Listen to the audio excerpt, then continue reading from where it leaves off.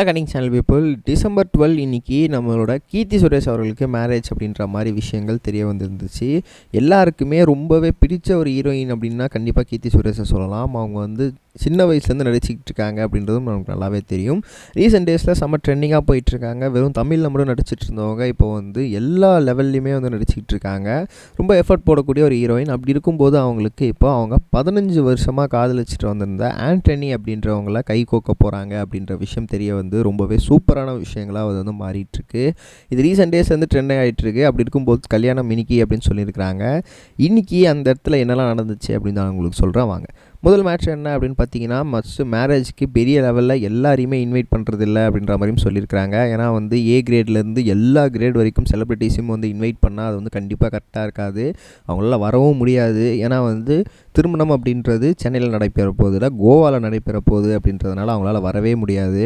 So அதனால் என்ன பண்ண போகிறாங்க அப்படின்னு பார்த்தீங்கன்னா, அவங்களோட ஃப்ரெண்ட்ஸ் அண்ட் ஃபேமிலிஸ், அவங்களோட சின்ன சின்ன ரிலேட்டிவ்ஸ், ரொம்ப க்ளோஸான ரிலேட்டிவ்ஸ், அது மட்டும் இல்லாமல் ரொம்பவே க்ளோஸான ஃப்ரெண்ட்ஸ் சர்க்கிள்ஸ், ஆக்டர் சர்க்கிள்ஸ்லாம் இருக்கும்ல, ஸோ அவங்கள வரைக்குமே வச்சு திருமணம் அப்படின்றத முடிச்சிடுறாங்க.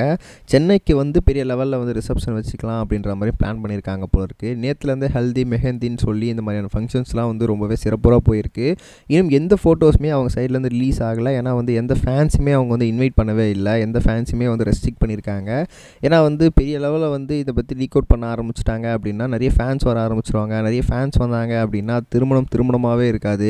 நிறைய வந்து செல்ஃபீஸ், நிறைய ஃபோட்டோஸ்லாம் எடுக்க சொல்லி, இல்லை சம்திங் வந்து அங்கே ஒரு பெரிய வந்து ஒரு செக்யூரிட்டி தேவைப்படுற அளவுக்கு வந்து தேவைப்படுற ரீதியை ஆக ஆரம்பிச்சிடும். ஸோ அதனால் வந்து பெரிய அளவில் லீக் அவுட் பண்ணாமல் எந்த ஸ்பாட் அப்படின்லாம் சொல்லாமல் கோவா அப்படின்னு மட்டும் வந்து ஜென்ரலாக சொல்லி அவங்க வந்து ரொம்ப ரெஸ்ட்ரிக்ஷனோட வந்து சில மேரேஜை வந்து நடத்தலாம் அப்படின்னு சொல்லி பிளான் பண்ணியிருக்காங்களாம்.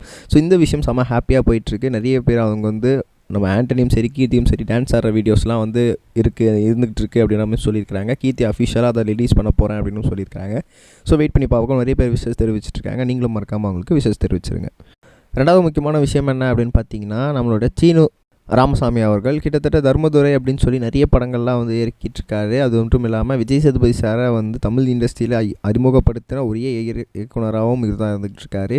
ஸோ இப்படி இருக்கும் சமயத்தில் திடீர்னு பார்த்தீங்கன்னா நேற்று அவரோட முகநூல் பக்கத்தில், அதாவது ஃபேஸ்புக் பக்கத்தில் ஒரு அறிக்கை வருது. என்ன அறிக்கை அப்படின்னு பார்த்தீங்கன்னா, எங்களோட 17 வருட காதல், அதாவது திருமண வாழ்க்கையும் சரி நாங்கள் வந்து முடிவுக்கு எடுத்துகிட்டு வர போகிறோம். நானும் என் மனைவியும் தனித்தனி பாதையில் பயணிக்கலாம் அப்படின்னு சொல்லி முடிவு எடுத்திருக்கோம். ஸோ அதனால் வந்து எங்களோட 17 வருட திருமண வாழ்க்கை அப்படின்றது இன்னியோட நிறைவு பெறுது. எங்களோட முழு சம்மதத்தோடு தான் 2 பேரும் ஒத்துக்கிட்டோம். ஸோ அதனால் வந்து எங்களோட பர்சனல் லைஃப்குள்ளே யாரும் தயவுசெய்து தலையிடாதீங்க அப்படின்ற மாதிரியும் சொல்லியிருக்கிறாரு. ஸோ இது தொடர்பாக நீங்கள் என்ன நினைக்கிறீங்க கமெண்ட் சொல்லுங்கள். நம்ம நெக்ஸ்ட் வீடியோஸ் கைஸ் பை. இது வரைக்கும் கனெக்டிங் டிவிக்கு சப்ஸ்கிரைப் பண்ணனா மறக்காமல் சப்ஸ்கிரைப் பண்ணிக்கங்க.